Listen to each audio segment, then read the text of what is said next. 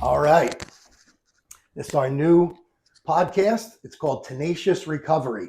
My name is Vinny. I'm an alcoholic and an addict, and I welcome you to our podcast. This here is my partner, Sam. Also an alcoholic and an addict. And here we're going to be exploring kind of the depths of addiction as well as the throes of recovery, mainly through the perspective of my friend Vincent Sarasso. How long have you been sober now?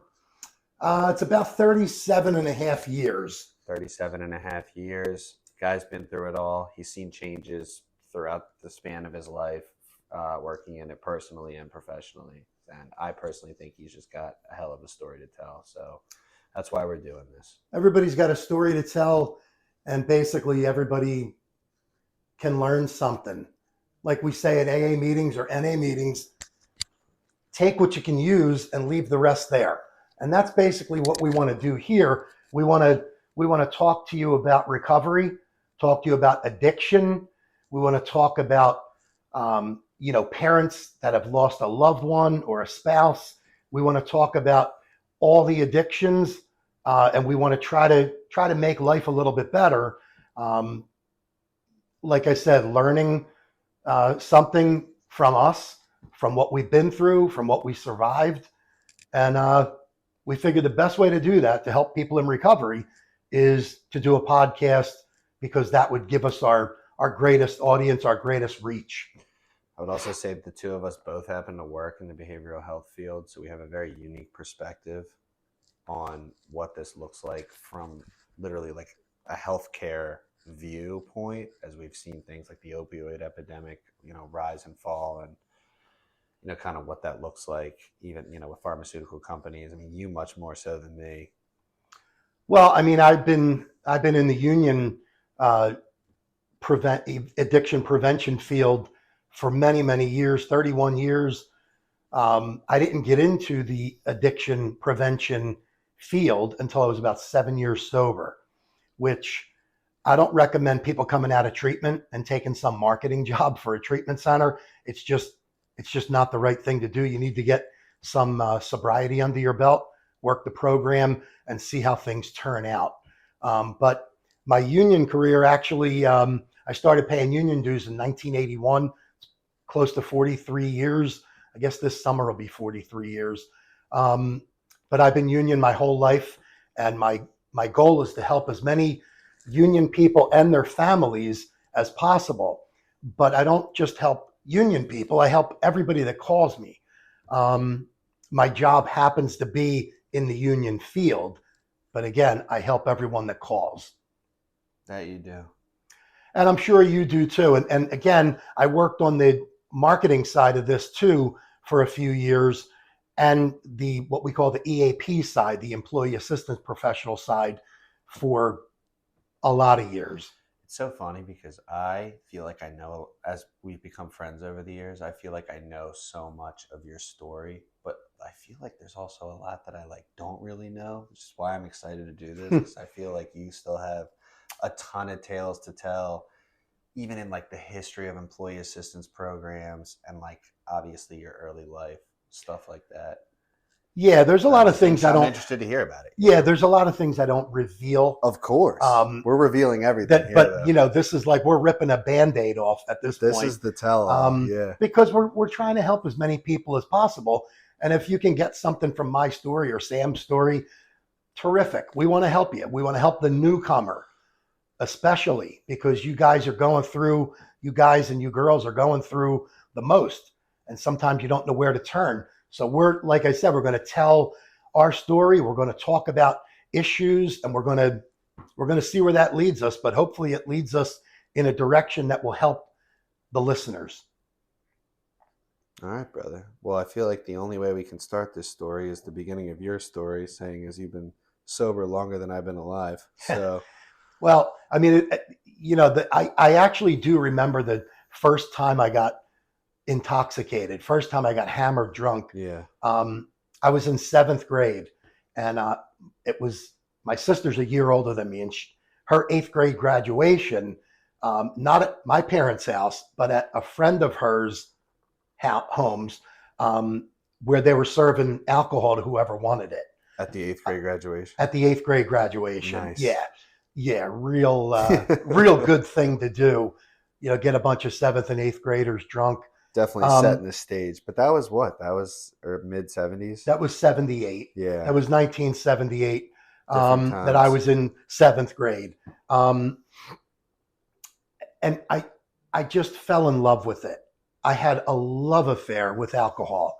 To this day, I still remember what it feels like. It was just an absolute love affair. And I know, I could never go back to that, love affair again, which is fine with me, because it almost killed me.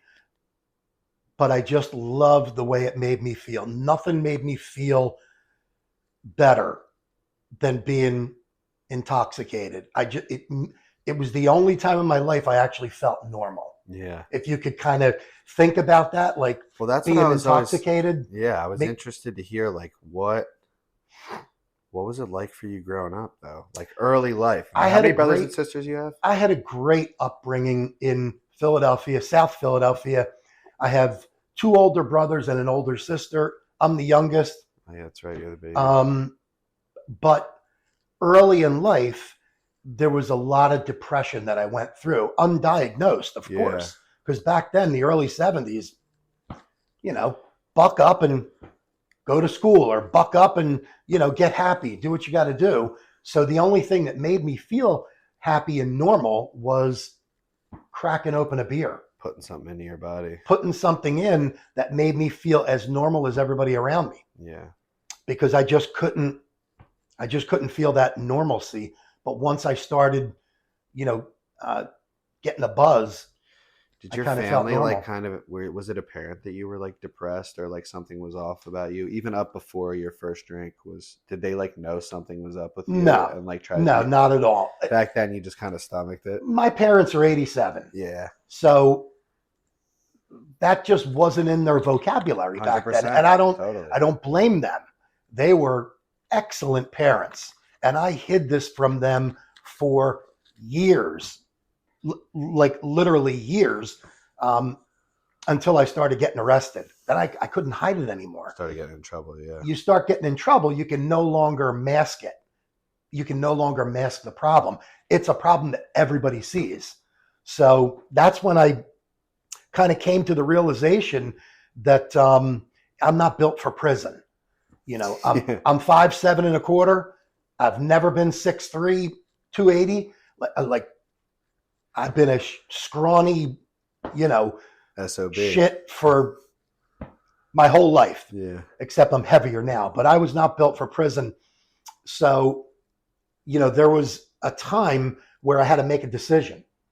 You go to treatment, or you can go and do like a 30-day slap on the wrist in Pennsylvania. What led to that, though? When you say there was a time you had to make a decision, you got arrested? Yeah. Oh, yeah. More than once. And it was time to make a decision. On what charges? It doesn't matter what charges. It's neither here nor there. Okay. The idea was you were in trouble and you were about to get burned for it. So we had this employee assistance program back in the day. And I went to my union brothers and I said, I got a problem, whatever. They were like, no problem, we'll take care of you. So I went to my lawyer and I said, I think I got a problem. Do you think we can convince the judge to let me go to treatment as opposed to, jail, which wouldn't have been real jail. It wasn't state prison. It would have been a bunch of weekends if I worked it out that way. Right. So the judge went for it. And I'm thinking to myself, man, I just got over on this judge. Like I literally just got out of going away for 30 days. And then the prosecutors, this is the day in court. It was August 14th, 1986. And the prosecutor said, that's fine. Let's get him straight. Let's get him clean, sober. But when he comes back to Pennsylvania, he owes the Commonwealth a month of, time. Oh, okay. And the judge said, no, we're not going to do that. He's going to do his time in treatment. And I'm thinking to myself, oh my God, this is fantastic. Yeah. I just got over on everybody, including my own lawyer. because he thought I was really serious about this whole problem thing. And then the judge looked at the prosecutor and said, don't worry. If he screws up, you're going to get your pound of flesh. And I'll never forget that. That was almost 38 years ago. And that resonates with me even today. And again, in order to maintain sobriety, one thing that you need, I believe, are consequences to going back to it. 100%. And again, I wasn't built for going to jail or anything like that. So that's been following me like a shadow. Like, I can't get in trouble because, your records don't go away or anything like that. So but I came back. I spent 27 days in treatment. I went to treatment 1,000 miles from home. Where was it? I went to it's no longer a treatment center now. Yeah. It's called the Palm Beach Institute. Oh yeah. I went when the original doctor who founded it, his name was Dr. Catanzaro, and he opened it up for his mother, okay, who was an alcoholic, and he helped thousands and thousands and thousands of people get sober. And then he retired and sold it, and now they're out of business. But I don't remember a ton of what my daily day was like in treatment, but I do remember what I learned. I got tools for moving forward in life. And, we submerged ourselves in the 12-step program, which is the best way to get clean and stay sober. But, 37 and a half years later, by following everything I should have followed, I listened. And a lot of addicts and alcoholics today, they don't want to listen. I tell people, when they're, kind of giving me lip, it's like, shut up and do what I tell you. If you do what I tell you, you should be fine. But a lot of people have to find out the hard way that, they want to continue to do it their way. And their way just doesn't work because, look at how unmanageable their lives have gotten. And then they don't want to do what the therapist tells them. They don't want to do what any of their counselors tell them. They want to continue to try it. And that's why some people relapse over and over. And it's very sad because a lot of the times you don't get to come back from that. It's so sad today. I feel like I also got sober through the 12 steps of Alcoholics Anonymous. And I see people gravitate towards that every single day still, as mainly as the last ditch hope. You know what I mean? Like when I came into AA, it was very much, I don't trust a single thought that goes through my head anymore. I need someone to show me how to live. I need someone to show me how to tie my shoes, and I need to be held accountable for how I walk, because chances are if you give me enough time and space, I'm going to try to do it my own way and end up getting jammed up.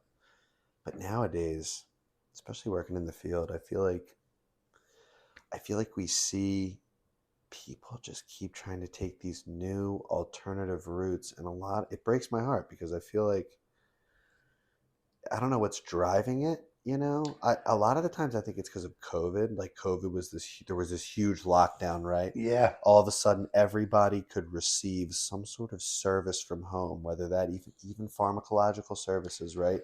There were these huge telehealth psychiatric platforms coming out where you could see some shrink for 15 minutes and then go pick up your script at a CVS and give yourself a pat on the back or a thumbs up. Yeah. And go to sleep. But you'd be surprised how many times I've had 20-year-olds call me up and just want to get on Suboxone. 100%. And I'm like, in my head, I feel like you have to qualify to get on Suboxone. And the qualifications that I kind of use as a rule of thumb, I ask these 20-year-olds, 22-year-olds, how long you've been doing opioids? Oh, a year, 18 months. I'm like, I can't get behind that. I can't recommend you get on Suboxone or methadone or anything like that. I do think there are people that need that. The very long time user, I think, needs, one extra helping hand. On top of the 12-step program, they may need a replacement drug, replacement therapy. Nowadays, definitely.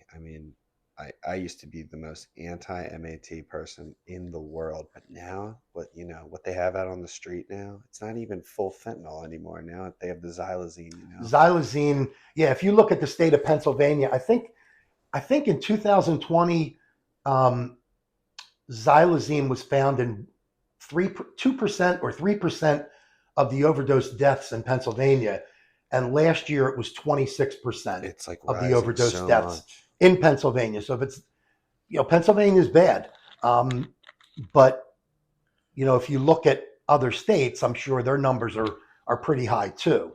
But you need to do the work of the 12-step program. You need to get a sponsor, and you need to at least try that. But and for the past 90 years, since Bill W. and Dr. Bob came up with this, it's the best way of getting and maintaining sobriety, in my personal opinion. I couldn't agree more. Well, I'd say that's what changed my life. I could put down drugs and alcohol, and my life would probably just be exactly the way it was, but without drugs and alcohol, because I hadn't addressed my character and I hadn't addressed my relationships whatsoever. Unfortunately, some people are only willing to do that now, and then they're unhappy with the results, and more often than not, they don't stay sober. It's doing the work on yourself, and I hate to use the word work No, because that sounds like it's work. like hard. But I mean, work, it's work though. on yourself, though. You're Yeah. bettering yourself. Oh, for sure. So I hesitate to call it work, but when you get to that fourth step, you got to start digging. You know what I mean? It is work. Years in, I'm not even the year. Yeah. It's so much work. It's a lot. But I hate to call it work because it's getting you better. It's like going to the gym and lifting weights. That That's hurts. so work. But you know what? It's work. But look at what you get after your workout. Not bad. Yeah. And that's kind of one way to look at it. But I mean, what we put ourselves through as addicts and alcoholics, I would never even think of today being clean, being sober for this long. I could remember finding myself in Camden, New Jersey at 1:00 in the morning in the basement of some dude that I had no idea who it was. Or why you were there. No, I knew why I was there. I was there to buy meth. But that's so dangerous. Like, how could you put yourself in that sort of situation? 1:00 in the morning, 2:00 in the morning, you're in a dark basement with people that you don't even know. I mean, that's how far you'll go to continue on with your addiction. Through and through. And that's when you look at it with a clear mind, like I think I have now, that's one of the most dangerous things you could ever do. Oh, yeah. I mean, I could sit here and tell you stories forever about some of the places: West Philadelphia, North Philadelphia, Camden, Chester, Pennsylvania. I mean, places I would drive around today that a younger, more stubborn version of myself had no problem walking into. I mean, I'm blessed to be alive, personally. I have to admit, I am blessed to be alive too. And maybe that's why we're kept alive, so we could relay our message on to people that are still out there suffering. So I kind of wanted to touch back to your story for a second, because this is something I always look at you as, and we keep throwing this term around. Not sure if many of our listeners are familiar with it, but I always kind of look at you as one of the godfathers or originators of good EAP work, right? And I didn't know part of your story was that the IAM EAP had actually put you into treatment. Well, I was a teamster. Oh, you were at the time. I was a teamster, and we had something with the company I worked for at the time. Okay. And the company I worked for was an airline, and it was an old airline called US Air. Of course. From US Air, it turned into US Airways. From US Airways, it's now American Airlines, one combined airline. I used to fly US Air all the time as I was. I loved that job. Yeah. I absolutely loved that job. So you were a Teamster back then? But we were Teamsters then. And then we merged with another airline, and the company forced an election, and we lost. So we went 1 year without representation. And then the machinist came in, signed some cards, and we got back to being union. Okay. So now I'm the director of addiction services for the machinist union, which we're 600,000 worldwide, 600,000 retired and active members. Of those 600,000, we probably have an estimated 40,000 veterans. Wow. So we're a great labor union. We have great things going on for the membership, but I don't want to get too tied into my career. When you look back in the day, people say, well, how did it get out of hand? Well, it gets out of hand because it keeps feeling really good. When you take that first time in 7th grade and then you say to yourself, man, that felt great.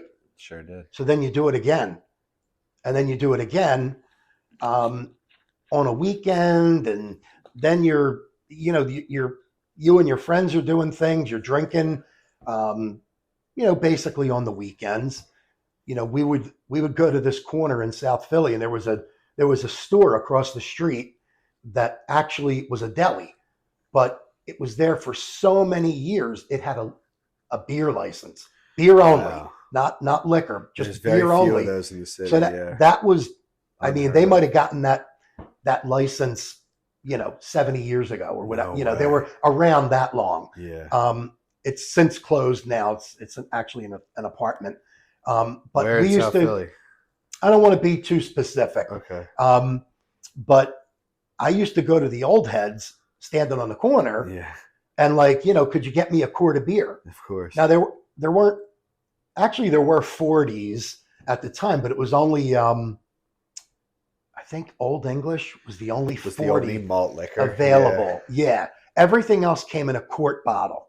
So I would go up to these old heads like, yo, could you go across the street and get me a quart of beer? Yeah. And I'll never forget this one guy used to say, yeah, if the change is mine. So I'd have to give him like a couple bucks, and back in the day it was like maybe $1.40 or something like that for a quart of beer. Nice. So you'd let him keep the 60 cents or whatever. $2. If you were low on money, there were two types of beer that they weren't really that good. Yeah. Ortlieb's Schmitz, yeah. which is made in Philadelphia. I think they're both out of business now, many, many years ago, but they were like 90 cents a quart. Wow. Which is ridiculous. So, for a few bucks, you could catch a really, really nice buzz. But that's how I did it when I was much younger. And by the time I went home, whatever it was, midnight, whatever, your parents are asleep, you kind of creep in through the door, you go to bed, nobody knows the difference. My parents were working class. They had to wake up for work in the morning. They were generally asleep. So I would get away with it for many, many, many, many years. Like I said, until I couldn't hide it anymore. But it went on like that. Then you start drinking a little more heavily on the weekends and occasionally before school starts, before high school starts. And I feel like at that time, culturally, that was probably pretty on brand. Probably a lot of your friends were probably doing the same thing, right? they were maybe not to an extent. Yeah. Like they could put a beer down and kind of walk away, whereas I had to finish it. I had to finish every one. Like there's people that say, let's go have a few drinks. And hang on.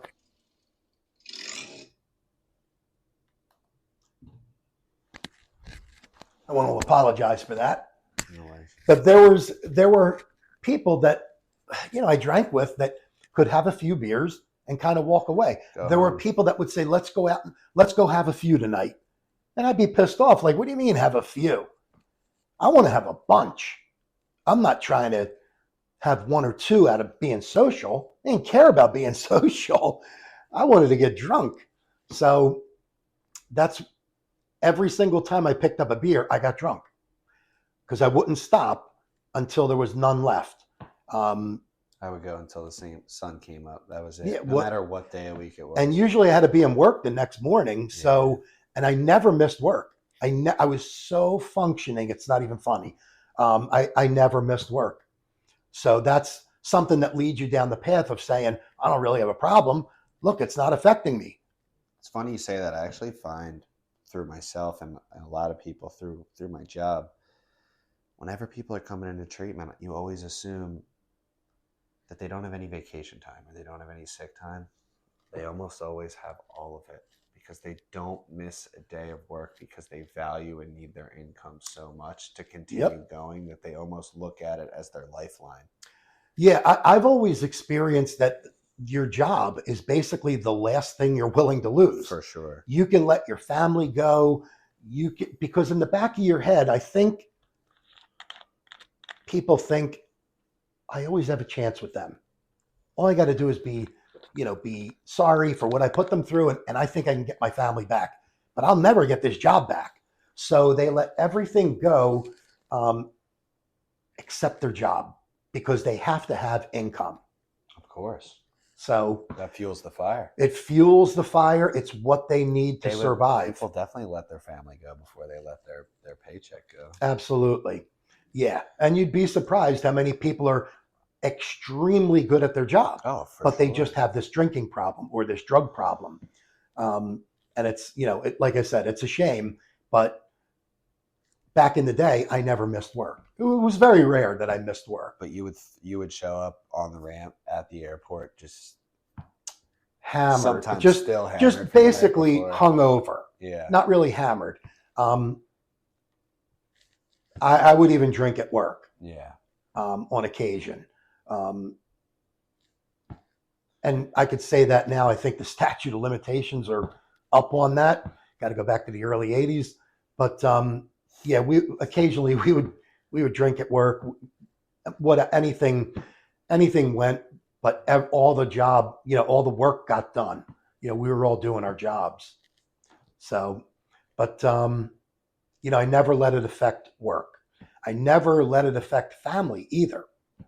So a lot of people were surprised, family-wise, when they knew that I had to go into treatment because I hit it that well. No, wow.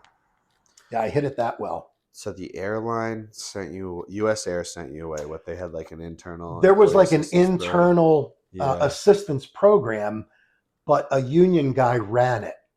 So it was like a management union joint program.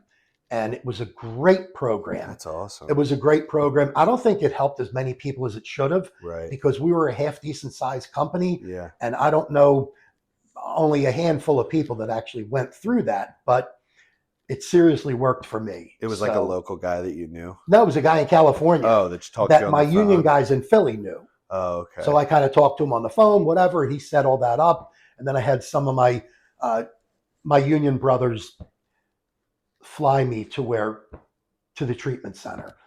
So it was really like it was a very touching situation. They cared about me.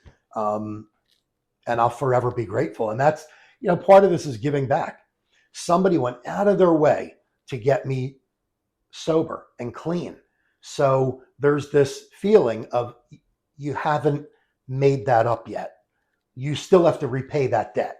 So I hope that feeling never goes away of me still having to repay that debt. Oh, brother, if there's a debt, you've paid it back multiple times over. I'm going to be honest with you. But I hope I never lose the feeling. So then I stay in this industry. You would have lost it. I think I might have lost it by now if it was going to happen. But, it's God's work. It's great work. And I help as many people as I can. So you get sober at 21, right? I was 6 weeks before I turned 21. Okay. So you get sober at 2021 and you came back from treatment. Did you go right back to work? I went right back to work. And I went back to work like a couple days later. Going to AA, working. Flooding myself with AA.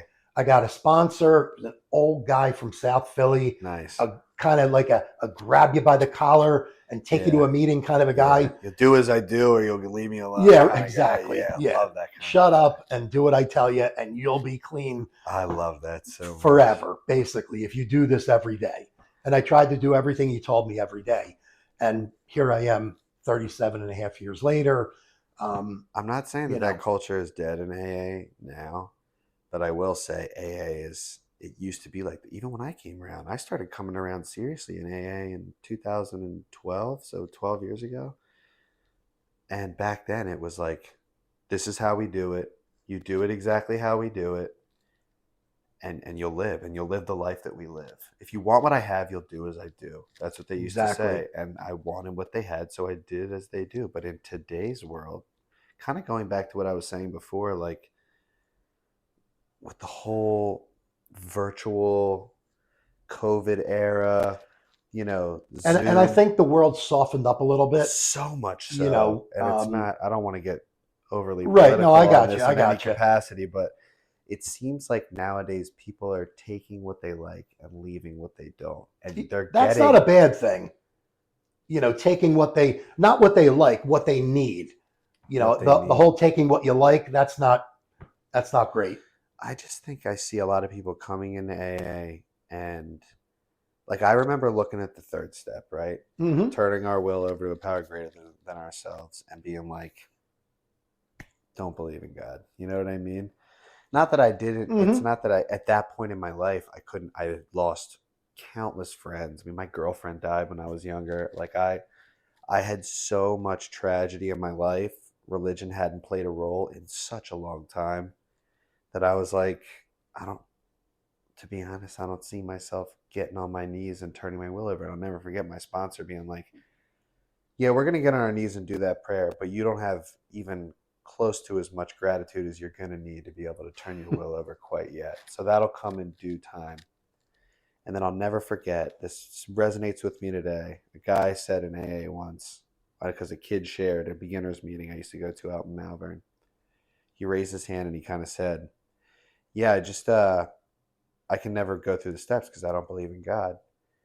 And this guy who actually just recently passed away, old timer, ran this beginner's meeting for forever.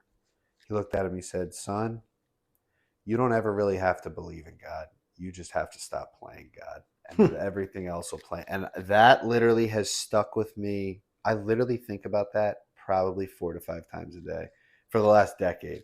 Like, stop playing God, stop playing God, stop playing God in every scenario of my life. And it's true. Like, that's what brought me to a relationship with a power greater than myself. Mm-hmm. As long as I just stopped calling the shots, everything would just fall into place. Yep. But I feel like I was saying today, it breaks my heart. There is this culture that they have like refuge recovery now. Well, that I don't like hate, but it's just different. It's not that I don't like it, and it's not that it's bad. It's just different, and I'm not always the most open minded to new New things, alternative right? ways of doing things because Yeah, every time I tried to do that, it didn't work. exactly. Yeah, Yeah, I kind of agree with that. But if you can do it and stay sober, God bless you, because we're all about sobriety. However you can get there, it's terrific. true. But No, don't ever think you could go back to doing what you did, because you can't. You can't. An alcoholic can't just have a couple of beers and leave the bar. You may be able to do that once, but you're not going to be able to do that again. We have a ton of sayings in AA and a ton of cliches, and the one of them is a thousand's one is too many, a thousand is never enough. Once you have that one, then you just can't get enough of it. So you stay away from people, places, and things that will remind you of what you're doing. You stay away from people, places, and things that are going to get you back into the mindset of drinking or using drugs. People ask me like, can I go to a bar and what? And I hit them with another cliche. Well, you don't take a blind man to the movies. So you don't take a drunk to a bar. You don't take an alcoholic to a bar. Now, I mean, I have no problem going into an establishment um, and having a soda with friends occasionally. I don't want to call myself a hypocrite, but I never did that in the beginning. I and all my friends, my current friends now, know that I don't drink, and it's been a long time. So if we're going to a bar, we're not going to sit at a bar. We're going to sit at a table. And again, I don't recommend that for, the newcomer. You want to stay away from things like that. I always found when I was put in situations like that, after about 15 minutes, I'm ready to leave. I finished my club soda with lime, and now I'm ready to go home and go to sleep. Yeah, it's how many sodas can you actually have before you start considering something else. You also, like, when you hang out with drunk people long enough, they're just not enjoyable when you're not. I can't do it. Yeah, it's the like worst. you can have a beer, you can have a couple, but I can't take being around intoxicated people anymore. Belligerent drunks, me neither. I just don't have I know how sad it is for some people that can't help that, but yeah, I just can't have it in my face. So, I mean, so that's just me. Same. No, I'm the exact same way. Plus, I just have other things I want to do, Life's very full these days. Absolutely. So coming back, so you came back from treatment, you went right back to work, threw yourself into AA, and you can correct me completely if I'm wrong at any point. It seemed like you right away were so fired up, like we're so charged up, that you were instantly doing what you do today, which is intervening with people kind of on the ramp at the airport, trying to get them help. And again, I could be wrong. I did that for many years, but I didn't start until I had a good half dozen, 6, 7 years under my belt. Okay, that makes sense. And then, now you can handle this kind of work. Yeah. If you just get out of treatment and you start trying to help, you haven't even helped yourself yet. I agree. You have to help yourself. You have to build a foundation, a program, and then you could take it from there and maybe help some other people. So about 6, 7 years in, you just started. And had you taken on any sort of employee assistance role, or were you just? That was when I became the official EAP for the airline. At the time, for U.S. Air. U.S. Air. It was U.S. Airways at the time. U.S. Airways. But I kept that and out of your local? Out of my local, yeah. So I kept doing that for many, many, many years. And you were off the ramp or still on the ramp? I was still on the ramp I was still working in a position for many years. And then I got taken off of my position and just did work revolving around addiction and mental health issues. And you put a ton of guys in treatment back then. I've heard. Like, yeah. Helped a lot of guys. Yeah, a bunch. A lot of guys who are still sober today, right? Yeah. Oh yeah. Tons. Yeah. And from other cities too. Like all over the place. I didn't just help people that were in Philadelphia. I helped people from all over. Anybody that would call me, whether they were part of the union or one of the other unions on the property, or whether they were a supervisor somewhere. If you call me, it's a human thing at that point. Of course. It's not a union thing. It's a human thing. It's a human. I like that. And I know we probably didn't disclose this yet, but you are a licensed practicing interventionist as well. I am. Yeah. I've been board registered interventionist for almost 25 years. Oh, so for a while now. Yeah, since like 99. You decided to get that during your EAP days? Yeah, because it's just another tool in the tool bag of helping people. A lot of people need not a formal intervention, but they need you to intervene on their bad behavior. Right. So being an interventionist gave me the tools that I needed to cut through all of their bull and get them to where they needed to be in their headspace. I've always known you to be, I've used you for interventions before personally, and you do a fantastic job because I know that you do a really, really good job of what I call isolating the parents' objections, breaking down the family to help them come together to see such a clear path of what the ultimate goal is, which is, of course, to see the loved one seek some type of help. Absolutely. And a lot of people say, well, if the addict or alcoholic doesn't want help, they're not going to get help. You can't force them. I kind of have an argument to that. You have to make them want to see the light. You have to make them want help. You have to make them understand what their problem is and that they're not getting out of it anytime soon. And by the end of that process, they agree to go into treatment. That's the goal. And then moving forward, they have consequences if they A, don't go, or B, don't stay sober. And those are different for every family. And you never turn your back on your family member. You never hate your family member. But consequences to your continued path, they differ from person to person, from family to family. But when you embark on an intervention, it's a process. If somebody called me today and said, we got to intervene on my son tomorrow, I'd be like, well, I'm not doing it for all the tea in China. Yeah. Because it's a process. It's education. You have to educate the entire family on what you're going to do and how you're going to do it. 100%. It's family work. That's what it is. It- I always say interventionists are really almost like little puppet masters, and they're really motivating Yeah, the family to use the right language to paint a clear picture Exactly. for their loved one. That's Sure, it. Yeah. sure. And it's a valuable service. it's a valuable service. There's no doubt But about it. more often than not, there's so much conflict within the family that needs to just be, that interventionists, I find, extrapolate out of the situation right away. Say, hey, this isn't about you. This isn't about me. This is about them. We're going to come together right now and try Sure. to do what's best for them, and we can leave our shit over here. Mhm. You know, Sure. you especially, brother. How long you been married? June will be 31 years. How did you do it? Well, my wife's not in the program. Which is good. Yeah, Mine you either. can only. I mean, Yeah. it works out really, really well. My wife doesn't drink or anything like that, or nothing beyond socially. And if I had to put a number on it, she probably has about 6 glasses of wine a year. Yeah. So it's nothing. But I'm very proud, very happy to say that none of my 3 kids have ever seen me impaired. My Yeah. wife has never seen me impaired.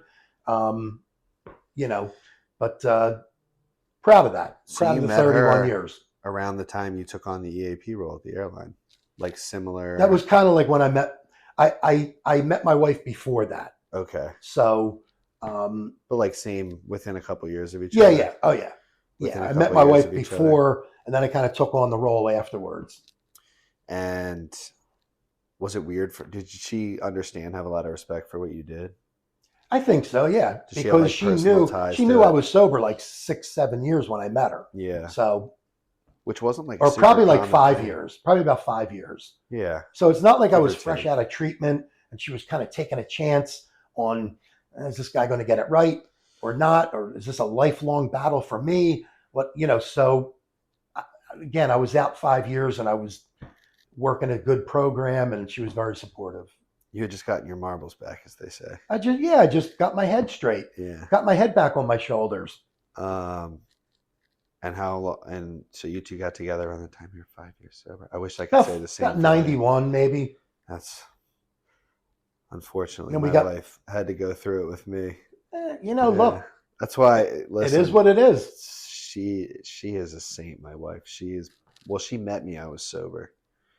I had about 18 months, and then I picked up and I went out for about 6 months, 5 to 6 months. But that 5 to 6 months, I did a lot of damage. That's But bad. she waited for me. Then I went away for like a year. I went back to sober living for like a year and got it together.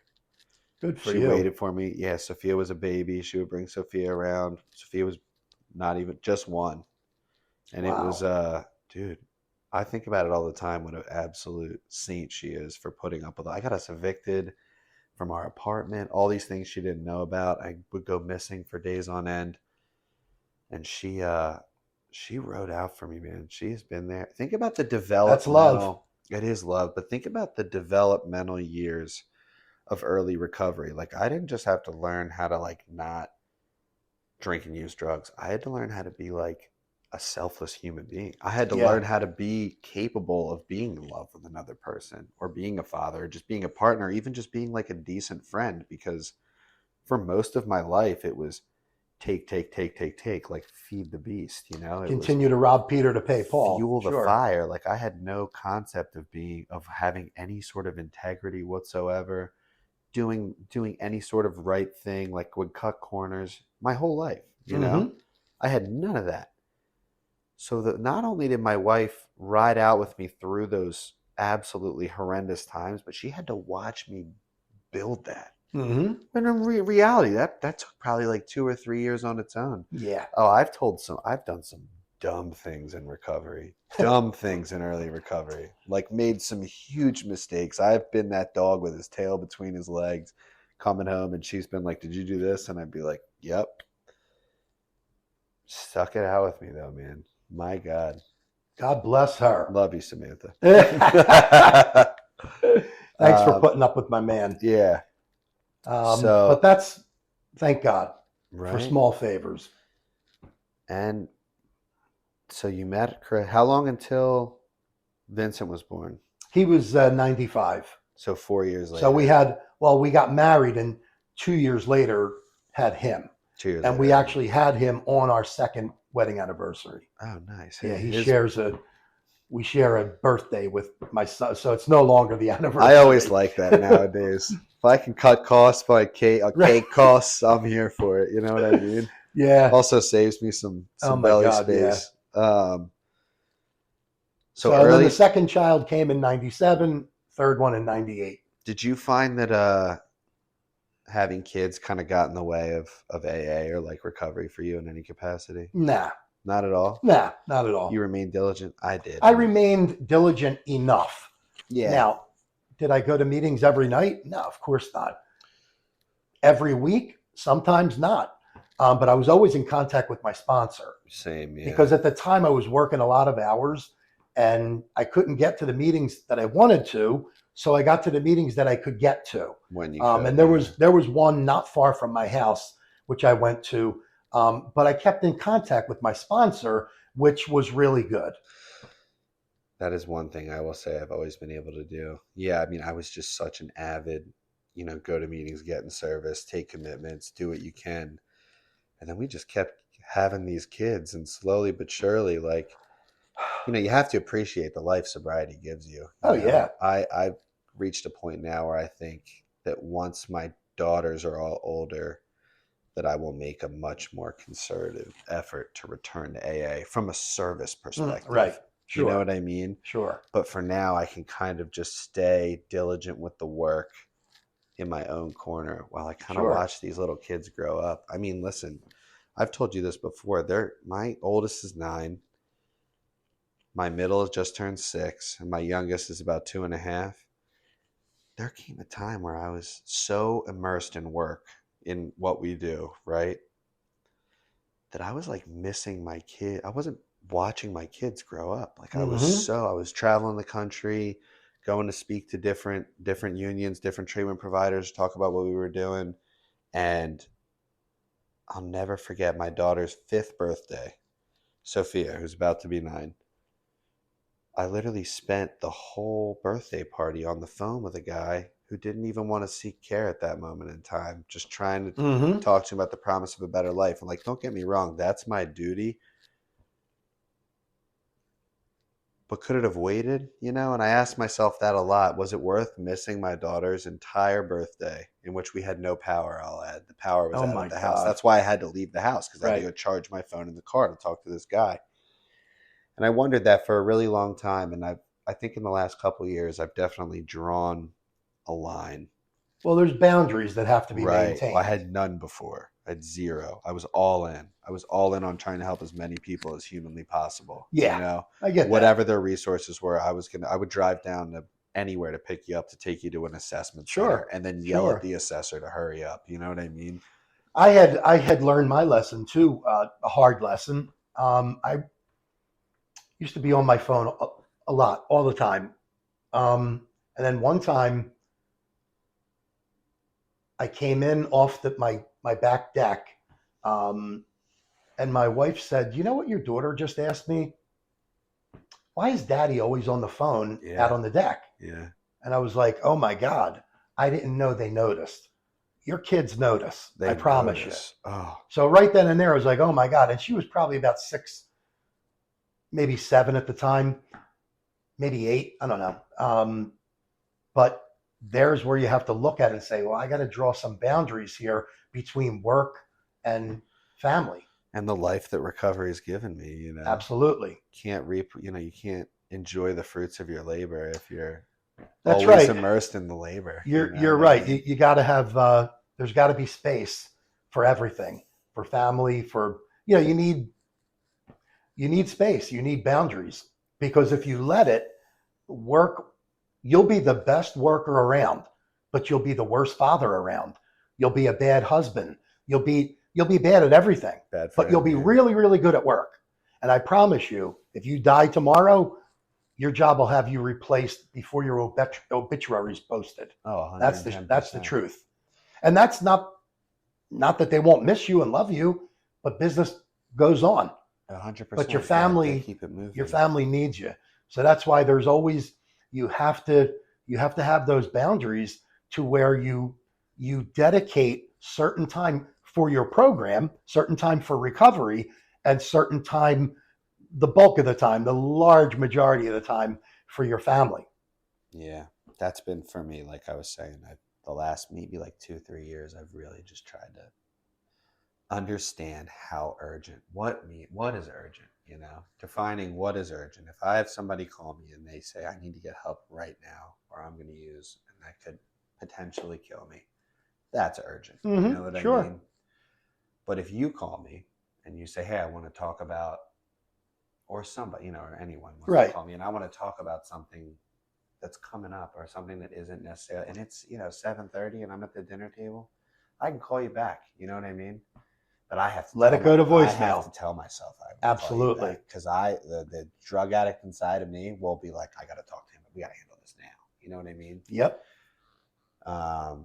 I got to say, and I don't know if I've ever told you this before, you've done a lot for me just as a friend in like mentoring me how to be a good father, person in recovery, behavioral health care professional, and how to blend. I've always kind of just like admired your family dynamic. Like you stay so close to your kids, you stay so close to your in-laws. Everyone's always over here. Sure. And you're also always working. The fire has never died out, and you seem to balance all those things really, really well. And it's been admirable for me, just as like a professional. It's about, hence why when you're with fired them, up to do this with you. When you're with them, you make sure they have 100% of your attention. When you're working, you have to give that 100% of your attention, but it can't blend into dinner time. Yeah. So you got to draw the line somewhere, and we have voicemail.